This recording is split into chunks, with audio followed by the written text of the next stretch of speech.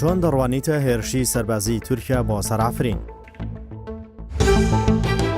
دەبێت ئەمریکا یعنی هەلوێستی هەبێت لەسەر ئەم پرسە و نێلێ تورکیا بە ئاسانی دەسوورباتە ناو خاکی چونکە ئەمانە با خوێنی زارەها شەهیدان ئەم خاکان پاراستەوە بەرگریان لێ کردووە خەباتیان کردووە بە درێژایی ساڵانی ڕابردوو تێگۆشان بۆ ئەوەی ئەم خاکە پارێزن. ئێستا تورکیا دەوێت ئەم ناوچانە بخاتە ژێر کۆنتڕۆلی خۆی بۆ ئەوەی نێلێتن سربەخۆیی خۆسەری لە ڕۆژاوای کوردستان دروست بێت. ئەمەش پلانی دەرەکیە بێگومان دەستی دەرەکی لە پشتەوە بە تایبەت ئێران و ڕۆسیا. بۆ چەنا من ناو هێرشێ تورکیا بۆ سەر ئافرینێ ئەو هێرشن سەربازی کوتێنەکردن ji دایê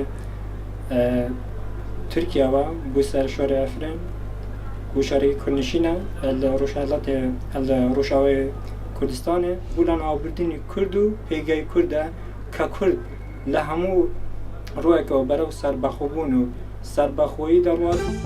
Em hêrşane ke bo ser Efrînên ême hemû Kurdek taybet Kurdanî başûr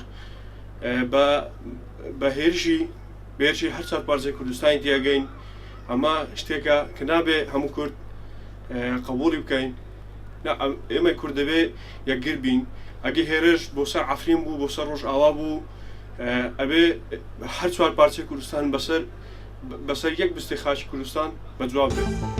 بەڕاستی کە لە تەماشای مێژووی خۆمان ئەکەن هەر لە مێژووی سەرەتای دروستبوونیەوە و تا ئێستا ئەم دەوڵەتانە بەردەوام ئیهانەی کوردیان کردن نەک لە پارچێک لە هەموو پارچەکانی کوردستانە بە شێوەی گشتی کە تورکیا ئێرانە کە عێراقە کە ئەم دەوڵەتانە بەردەوام لەگەڵ هاوپەیمانان دەستیان تێکەڵ کردووە بۆ چاوسانەوەی کورد بە شێوەیەکی گشتی.